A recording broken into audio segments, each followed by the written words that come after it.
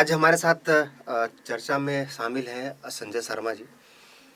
अ, sir एक बात चल रही भी आत्मनिर्भर भारत की। तो आपको क्या लगता है कि आत्मनिर्भर भारत में अभी भी कन्फ्यूजन है लोगों में, या सही दिशा में भारत सरकार उसको लोगों तक पहुंचा रही है कि आपको कैसे आत्मनिर्भर बनना है? नमस्कार। इसमें जो कुछ मूल बातें हैं जो हम सबों को समझने की ज़रूरत है कि आत्मनिर्भर भारत, तो इसमें सबसे पहले भारत का आत्म क्या है। आत्म का मतलब कोई आत्मा परमात्मा की बात नहीं कर रहा हूँ मैं। हम्म। आत्म का मतलब हमारी अपनी चीज़ें, जो अपने धरोहर बोलिए या अपने संस्कार से बोलिए या अपनी समृद्धि से जो हम लोगों के पास क्या क्या है। उसके बाद आती है उसको लेके हम आगे जो बोलते हैं मजबूती से कैसे बढ़ें और किन की चीज़ों पे फोकस करें। सबसे पहले आज भी सरकार को और समाज को ये करना है कि भाई हमारी आत्म किन किन चीज़ों पे विषयों पे करना है। ये सिर्फ सरकार जो है सरकार नहीं कर सकती है, और सिर्फ समाज चाहे तो समाज भी नहीं कर सकता है। तो हमारे जो पुराने प्राचीन समय से रहा है कि समाज आगे और सत्ता पीछे, हम्म। तभी हो सकता है भारत का स्वस्थ विकास बोले और आत्मनिर्भर की जो पॉलिसी बोलिए या फ्रेमवर्क बोलिए या एग्जीक्यूशन प्लान बोलिए तभी संभव हो पाएगा। अब आत्मनिर्भर के लिए जो छोटे छोटे एक दो एग्जाम्पल, अभी अभी मैं 2 महीने पहले ही देवप्रयाग से लेके गंगा सागर के प्रवास पे था, हमारे माननीय के एन गोविंदाचार्य जी के साथ भी। हम लोग गंगा तट के पे जितने शहर रहे और जो छोटे कस्बे गांव हैं, हम लोगों ने लगातार डेली 2 से 5 बैठकें की, इसी सब विषयों को समझने की कोशिश की। तो छोटी छोटी घटनाएं भाई शहरों में भी से दूर हट के गाँवों में भी बहुत सारे लोग बहुत सारे प्रयोग कर रहे हैं। उन प्रयोगों को भी सरकार को बहुत बारीकी से देखना चाहिए और आत्मनिर्भर के लिए हमारे अपने चीज़ों की एक लिस्टिंग करनी चाहिए। जैसे एग्जांपल मेडिकल क्षेत्र में आए, अभी ट्रेडिशनली बोलेंगे कि भाई हॉस्पिटल जाइए ये देखिए। अभी कोरोना संकट के बीच में हम लोगों ने बहुत नज़दीक से देख चुके हैं हम्म। कि दुनिया के दूसरे तीसरे पहले नंबर के जो हुआ करते थे बेस्ट मेडिकल फैसिलिटीज, वो कैसे ध्वस्त हुए। इतने महंगे बड़े बड़े जो है वो ध्वस्त हुए और धाराशाही हो गए। ध्वस्त मतलब एकदम खत्म हो गए, कुछ नहीं कर पाए। इसके बाद भी भारत में हम जो बोलते हैं जो मोर्टेलिटी रेट बोलिए या उसमें जो घटनाएं दुर्घटनाएं जो बोलिए वो इतनी कम हुई। उसका कारण है कि हमारे जो किचन में जो हल्दी खाना बनता है। बोलिए, हम्म। तुलसी बोलिए का प्रयोग बोलिए रोज घर में उसका उपयोग, और जिंजर बोलिए, इसी से उसकी मेडिसिन जो बोलते हैं इम्यूनिटी बूस्टिंग का सपोर्ट मिला। तो क्या हमें इतने बड़े हॉस्पिटल में जा करके इन छोटी छोटी चीज़ों को भूल करके ये हमारे आत्मनिर्भर जो बोलते हैं ना, इसलिए मेडिकल क्षेत्र में हमें सिर्फ वेस्टर्न को फॉलो करके चलने की ज़रूरत नहीं है। उसमें हमारे खुद के जो बोलते हैं ज्ञान परंपरा से आई हुई चीज़ें हैं, जो आयुर्वेद से आई हुई चीज़ें हैं, उन सबों को समावेश करके मेडिकल ट्रीटमेंट की एक अलग प्रोटोकॉल होनी चाहिए। दुनिया में जो कर रहे हैं वो धाराशायी होकर देख के सीखने के बाद भी हम नहीं सीख रहे हैं। नहीं, लेकिन लेकिन इसमें एक चीज़ और भी है। अ, जब हम बात करते हैं कि आज हमारे यहाँ पर मेडिकल क्षेत्र में इन 20-25 सालों में या फिर खान-पान में उतना ज़्यादा ध्यान नहीं दिया गया जितना लाइक कि वेस्टर्न कल्चर को ज़्यादा फॉलो किए, और मेडिकल क्षेत्र में जो हमारी एक्चुअल परंपरा थी, आपको क्या लगता है कि क्या उसको भी आयुर्वेद हो गया या होम्योपैथी हो गया, उस पर उतना विकास हुआ? आयुर्वेद वगैरह में जो, अब एक का नाम लूंगा तो यहाँ पे तुरंत जो बोलते हैं हाँ, ना, एक लेकिन हम सबों को, आपको हमको सबको ये मानना पड़ेगा कि पतंजलि ने इस मामले में बहुत अच्छा स्थापित किया है करके। अब देखिए कोरोनिल दवा लेके आए भाई, कोरोनिल एक ब्रांड है, उसमें जो कंटेंट है वो बाकी सब चीज़ों में आयुर्वेद में बहुत भरपूर प्रयोग करते हैं। उसके साथ भी हम खड़े नहीं हो पाए, जबकि समाज में आज भी जो है सबके घर में जाके देख लीजिए तो कोरोनिल लेके यूज़ कर रहे हैं, उसका प्रयोग कर लेकिन रहे इसमें हैं। तो महाराष्ट्र सरकार ने बोला कि हम इसको ऊपर हम इसको अप्रूव नहीं करेंगे।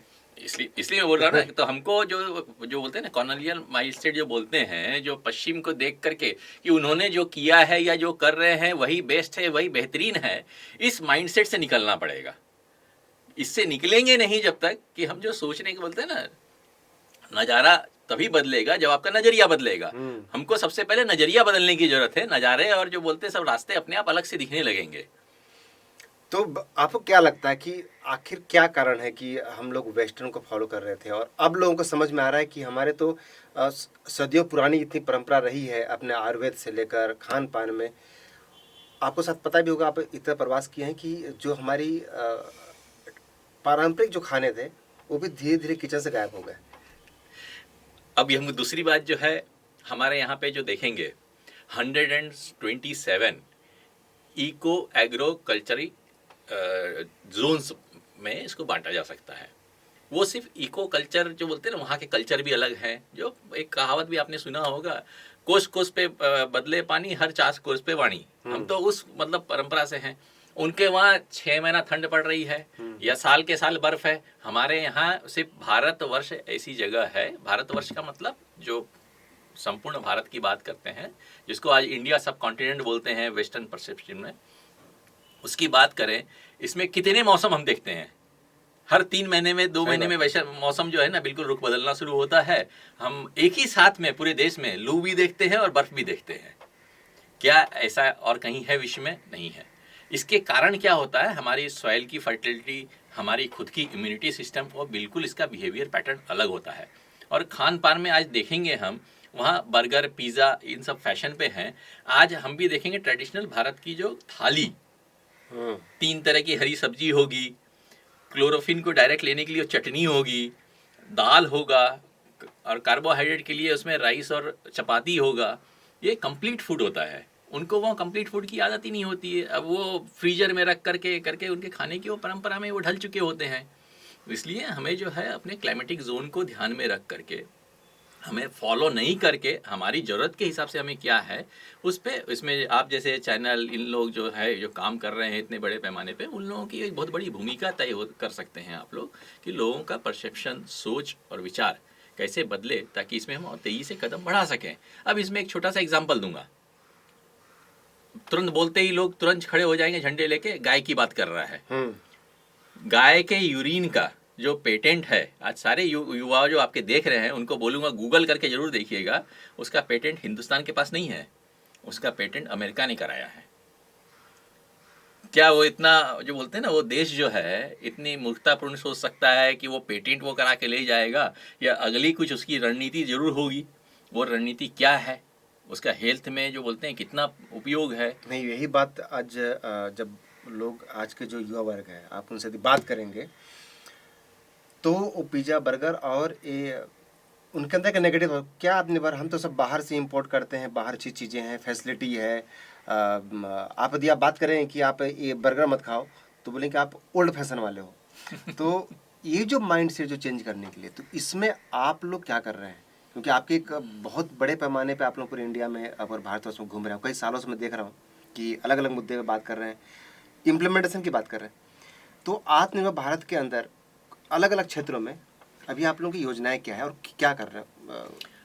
और इसी में युवाओं को सबसे पहले जो है, इसलिए मैंने बोला कि गूगल पे सर्च करें, क्योंकि मैं बोल दूंगा तो फिर बोलेंगे गाय से जोड़ लिया, गाय के गोबर को। फिर से मैं गाय पे आ रहा हूँ कि गाय के गोबर को, उसके भी आज के तारीख में सफिशिएंट कंटेंट अवेलेबल हैं। मोबाइल फ़ोन का रेडिएशन नापने वाली मशीन ले आई है। उस गाय के गोबर के जो कंडा क्या बोलते हैं अपने यहाँ, कंडा या गोईठा अलग अलग भाषाओं में बोलते हैं, उसके ऊपर मोबाइल रखिए और उसका रेडिएशन नापिए, और उसको मोबाइल से गोईठा को हटा दीजिए, फिर रेडिएशन नापिए। Without disturbance of the signal, radiation उसमें ऑलमोस्ट शून्य के आसपास आ जाता है। क्या इन सब रिसर्चों को आज हमें भी समझने की जरूरत है, युवाओं को भी समझने की जरूरत है। इन सब रिसर्चों को जो बोलते हैं ना, प्राइम मिनिस्टर ने बहुत जोर शोर से बोला है वोकल फॉर लोकल, इसका समर्थन, हमारे स्वदेशी का समर्थन, कि हम जरूरत से देशी, और बहुत ज़्यादा ज़रूरत ना हो, लाचारी हो। अब बात कर रहे हैं कि राफेल चाहिए, ठीक है, हमारे पास टेक्नोलॉजी नहीं है, हम पीछे छूट गए हैं या रह गए हैं, जिन कारणों से भी रहें, या वो तेज़ी से तरक्की किए रहे या हमको पीछे छोड़ दिया गया, वो एक अलग विषय है। वो ले रहे हैं, ठीक है, ज़रूरत से मतलब जब तक हमको ज़रूरत नहीं हो, जब तक हम विदेशी की तरफ नहीं देखना चाहिए कि हमारी ज़रूरत नहीं है। ये सबसे बड़ी जो सोच में जो परिवर्तन है, इसलिए प्राइम मिनिस्टर साहब ने भी दिया है कि वोकल फॉर लोकल, बेसिकली जो बोलते हैं स्वदेशी, कि हमारे आसपास में बनी हुई 100 किलोमीटर, 150 किलोमीटर, 200 किलोमीटर के रेडियस में उसको पहला महत्व दें। उनसे ज़रूरत पूरी नहीं हो रही है तो पास के राज्यों से जो बनी हुई है उनको महत्व दें, या देश के और जगहों से बनी हुई है। जब कहीं से नहीं होगा तब हम ठीक है बाहर की चीज़ों का उपयोग करेंगे, लेकिन जिसके विकल्प उपलब्ध हैं उसमें हम बाहर बिल्कुल नहीं जाएंगे। एक आत्मनिर्भर भारत में अब लोगों का बोलना है कि क्या हम पूरे इंपोर्ट और एक्सपोर्ट, खासकर इंपोर्ट, क्या हम बंद कर दें? जो पूरे आज वर्ल्ड कनेक्टेड है, तो यदि हम तो इस पे आपका क्या बोलना है कि जो ये जो परसेप्शन बन रहा है कि क्या हम सारे के सारे जो इंपोर्ट करते हैं उस सबको बंद कर देंगे, तो यहाँ पर जो सामान है तो है ही नहीं है, तो फिर बहुत ही महंगे हो जाएंगे। नहीं, बिल्कुल इंपोर्ट बंद करने की जरूरत भी नहीं है। मुझे नहीं लगता कि सरकार भी इस दिशा में सोच सकती है और समाज भी इस दिशा में तैयार है। ये बिल्कुल नहीं है। हमें जो ज़रूरत है कि हमारी चीज़ों को आइडेंटिफाई करके मजबूत होना, और जैसे जैसे मजबूत की सीढ़ी चढ़ते जाएंगे, अब देखेंगे अभी ज़्यादा दूर जाने की ज़रूरत नहीं है, 125-150 साल पीछे जाएंगे तो भी आप देखेंगे कि भारत में जो है सोना तो भारत में हुआ नहीं करता था, चांदी भारत में था नहीं था, फिर भी भारत सोने की चिड़िया कहलाती थी। बिल्कुल 18वीं मतलब 150 साल पहले तक। क्या कारण था? हम बाकी के सामान बाहर दुनिया को देते थे, उनसे सोना और चांदी लेके आते थे। बिल्कुल। इसलिए तो हमें क्या चाहिए, इंपोर्ट क्या करना है, उसका जो डेफिनेशन है, हम क्या करते हैं टेक्नोलॉजी में। क्या हमें ऐसी टेक्नोलॉजी को बढ़ावा देना चाहिए जो मैन आवर्स को कम या मैन पावर का यूटिलाइजेशन मिनिमम करे, या हमको ऐसे टेक्नोलॉजी के साथ आगे बढ़ना चाहिए जहां हमारे पॉपुलेशन को ध्यान में रखते हुए वो उसको भी आगे लाया जा सकता है करके उसका भी उपयोग हो सकता है, सदुपयोग हो सकता है। इसलिए जो मैन पावर रिप्लेसिंग टेक्नोलॉजी है वो हमारे लिए नहीं हो सकती है, वो शायद कनाडा के लिए हो सकती है। इन सब बातों को हमें हमारी पीढ़ी को बहुत बारीकी से देख करके आत्मनिर्भर भारत की पॉलिसी की डिजाइनिंग जो बोलते हैं फ्रेमवर्क में जरूरत है। तो आपको लगता है कि ये प्रॉपर तरीके से इम्प्लीमेंट हो सकता है? बिल्कुल 100% हो सकता है। इसमें और छोटी सी एक घटना दे रहा हूँ। ये हमारे प्रवास में जो है हाईवे से गुजर रहा था, तो लंबे दूरी तक मतलब 20-30 किलोमीटर तक लगातार रोड के दोनों साइड ना यूकेलिप्टस का प्लांट लगा था। सोच बदलने की जो दिशा होती है उसके बारे में थोड़ी सी बता रहा हूँ। यूकेलिप्टस के पौधे में चिड़िया भी घर नहीं बनाती है। यूकेलिप्टस का पौधा जो है दलदल जमीन के लिए उपयोगी होता है, क्योंकि वो वाटर, हमारे देश में ऑलरेडी वाटर की बहुत जो बोलते हैं ना एवरेज, जो वहाँ तो क्या विदेश में बर्फ है, पानी की उनको कोई कीमत नहीं है। वो 2 बाल्टी पानी से स्नान करें या 20 बाल्टी से स्नान करें, सही बोल रहा। वो बर्फ पानी में आ जाएगा। हमारे यहाँ नहीं है। क्या हम उनको नकल करके आगे बढ़ें? फ्लश में एक बार करेंगे 30 लीटर पानी जाता है, क्या उसके लिए सब्स्टिट्यूट या ऑप्शनल हमको नहीं ढूंढना चाहिए? अब जैसे पौधे हैं हमारे जो इंडिजिनियस पौधे हैं, जैसे कि नीम है, ये बोलते हैं बरगद है, पीपल है, इन सबों पे फोकस करेंगे तो हमारी इन्वायरमेंट भी और क्लीन होगी, ज़्यादा बेहतर होगी, और हमारे देश के स्वास्थ्य के लिए और वातावरण के लिए भी ज़्यादा अच्छा होगा। और दूसरी बात बोलते हैं डेवलपमेंट रोक दें क्या, ये कर दें क्या? अब मुझे ये बताइए, डेवलपमेंट का पैमाना डिस्ट्रक्शन होना चाहिए या डेवलपमेंट का पैमाना ये हो कि वाटर टेबल ज़्यादा अच्छा हो गया है, हमारे यहाँ जंगल ज़्यादा अच्छे हो गए हैं, एयर क्वालिटी ज़्यादा अच्छी हो गई है, या इस ढंग के पैमाने को डेवलपमेंट का पैमाना माना जाए? इन दोनों के बैलेंस की सख्त ज़रूरत है। इन बैलेंस को जो बोलते हैं ध्यान में रखते हुए इंपोर्ट एक्सपोर्ट में क्या हमें इंपोर्ट करना है और क्यों करना है, इन सब का फ्रेमवर्क किया जाना चाहिए और अपने आप ठीक हो जाएगा, बैलेंस, ट्रेड बैलेंस हो जाएगा। जब मैं पहली बार राजू दीक्षित जी से फर्स्ट टाइम जब मिला था, राजू भैया से, वो बात करते थे स्वदेशी की, वो बात करते थे कि बहुत सारे ऐसे टेक्नोलॉजी हैं, ऐसी चीज़ें जो हमारे देश में जो निकल चुकी, इसके ऊपर हमें रिसर्च करके हमें खुद से डेवलप करना चाहिए। लेकिन उनकी बातों को उस समय के जो लोग थे या जो सरकार में थे या जो भी थे उतना ज़्यादा महत्व नहीं दिए। क्या लगता है कि अब जो जग रहे हैं लेट जग रहे हैं कि राइट टाइम हो गया अभी? सबसे पहले राजीव दीक्षित जी का जो आपने नाम लिया, उनको शत शत प्रणाम। और उन्होंने जो देश में एक चिंगारी जो लगाने की कोशिश की है, शायद हम बोल सकते हैं कि उसी के देख करके सुन करके हम जैसे, आप जैसे बहुत सारे युवा जो हैं वो लगे हैं। और उन्होंने जो बिल्कुल सटीक बोला है कि बहुत सारी चीज़ें देश में उपलब्ध हैं। जैसे मैंने ये बताया ना, कंडा, इसका गाय का जो कंडा, गोबर जो बोलते हैं, उससे बना हुआ, इन सब चीज़ों पे भारी मात्रा में रिसर्च करके इनोवेटिव आइडियाज़, रास्ते सब ले करके आके हमें आगे बढ़ने की ज़रूरत है, ना कि हर चीज़ वेस्ट से कॉपी करने की ज़रूरत है। कॉपी पेस्ट करना तो वेस्ट से लाएंगे जो हमारे दिमाग में ब्यूरोक्रेटिक सेटअप में है। अच्छे ये है, ये कहाँ, ऑस्ट्रिया में ये इम्प्लीमेंट हुआ है, ठीक है कर दो यहाँ। ये जो माइंडसेट है हमारे यहाँ से जाएंगे, अच्छे ये भी कर रहे हैं। जब तक हम उस माइंडसेट से बाहर नहीं निकलेंगे, देखने का नजरिया नहीं बदलेंगे, सोचने का नजरिया नहीं बदलेंगे, जब तक हम कैसे आगे निकल पाएंगे। बात बिल्कुल सही है कि हर काम गवर्नमेंट नहीं कर सकती है, अब लोगों को भी सामने आना पड़ेगा। और मुझे लगता है कि अभी लोगों का परसेप्शन भी थोड़ा सा चेंज हो रहा है। जी। एक और इसमें सबसे बड़ा चीज़ है कि जब आत्मनिर्भर की हम बात कर रहे हैं और कोरोना हुआ, इकोनॉमी अभी बहुत ज़्यादा डाउन जा रही है, लोगों के पास पैसे नहीं है, तो लोग अब फिर रिसर्च में कैसे लगाएं? अभी बिजनेस में लोगों का डाउन जा रहा है। अब लोगों के मन में ऐसा गया कि जब पैसे नहीं है तो हम बिजनेस में पैसा कहाँ कैसे लगाएं? बिजनेस पैसा लगाएंगे तो रिस्क तो ज़्यादा है। ऐसे इन्वायरमेंट में क्या आपको लगता है कि कोई अब नए नए रिसर्च में लोग आगे आएंगे?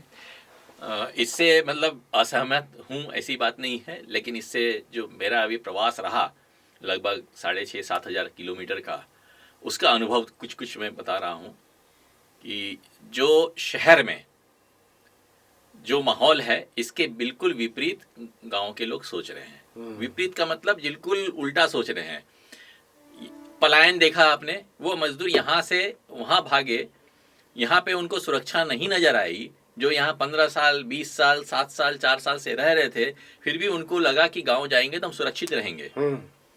जो भारत की तासीर जो है वो हमें समझने की जरूरत है कि जो बोलते हैं ना कि मुसीबत में कभी भी सब साथ खड़े रहते हैं, इस बात को ज़्यादा गहराई से समझने की जरूरत है। आज जो बोलते हैं ना CRR कट होगा 0.25%, तो इंडस्ट्री आगे बढ़ेगी। आज भी मेरा जो अनुभव रहा है पूरा देख करके, तो मुझे नहीं लगता है कि 50-60% अपने देश के जो जनता है, जो अपने देश के जो समाज के लोग हैं, इनको उससे कुछ फर्क ही नहीं पड़ने वाला। जो बोलते हैं M4 M3 इकोनॉमी में मनी सप्लाई आएगा तो ये होगा, ये शहरी परसेप्शन जो बना है, सबसे पहले इसको पलट करके आज भी मैं आह्वान करूंगा राजनेताओं से, जितने ब्यूरोक्रेटिक सेटअप है, एक बार आप जाइए उस नजरिए को भी समझने की कोशिश कीजिए कि कोरोना संकट के बाद भी उन लोगों ने कितने खुश हैं, कितने मतलब आप बड़े शहरों में देख लीजिए, वेस्टर्न कंट्रीज के, वहाँ डिप्रेशन बोलिए, आत्महत्या बोलिए, कितनी है। हमारे गांव में जाके देख लीजिए, क्या सिर्फ बड़े पुल बन गए, बड़ी बिल्डिंग बन गई, वही खुशी और आगे तरक्की का पैमाना हो, या दूसरे उसका नजरिया भी हो सकता है। बिल्कुल सही बोल रहे हैं। और एक बात हमारे रिसर्च में भी ऐसी आ रही है कि कई लोग अभी जो गांव गए हैं, अब गांव में भी अपना काम शुरू कर दिए। तो कोरोना से पहले का भारत और दुनिया और कोरोना के बाद जो अभी आ रहे हैं, शायद इसमें बहुत अंतर देखने को मिलेगा। ऐसा लग रहा है कि अब जो मैं आसपास की इंडस्ट्री में देखने गया था, कुछ ऐसे युवा वर्ग हैं जो कोरोना के टाइम पे भी कोई मास्क बनाना सोच रहा था, कोई सैनिटाइजर का हो गया, मेडिकल इक्विपमेंट बनाने की सोचना शुरू कर दिए। एक गांव में आपको बता रहा हूँ मैं कि दीपावली के समय पे वहाँ पर 20 से 25 महिलाएं दिया बना रही थी, और उनको दिया बनाने के लिए कोई एक दो लोगों ने यूट्यूब से या फिर अलग माध्यम से सीखे। जब हम लोग फर्स्ट टाइम वहाँ पर गए थे, जब उनसे बात किए, उन्होंने पूरा 1.5 लाख दिए, पहली बार उन्हें बनाया था, और सारे के सारे बिके। और उन लोग इस बात पे खुश हैं कि हम नेक्स्ट टाइम से और अच्छे अच्छे बनाएंगे। तो एक बहुत अच्छी पहल। और इस बार भी दिखा कि जो चाइनीज़ माल का जो लोगों में था कि हम इनका नहीं खरीदेंगे, उसका बहुत बड़ा असर हुआ है और लोगों में चेंजेस तो आए हैं, इसमें कोई दौरा नहीं। आप लोगों का इतना बड़ा प्रवास रहा है आत्मनिर्भर भारत पे, हम अलग अलग विषयों पर बात करते रहेंगे। तो आपका स्टूडियो में आने के लिए धन्यवाद समा जी। नेक्स्ट टाइम हम लोग एक और किसी एक चर्चा बात करेंगे, मेडिकल एजुकेशन और जो अभी छोटे जो स्मॉल इंडस्ट्रीज हैं उस पे हम कैसे आगे बढ़ें, इसके बारे में जरूर आपको हम हमारे स्टूडियो आइए और इस बारे में चर्चा करेंगे। जरूर।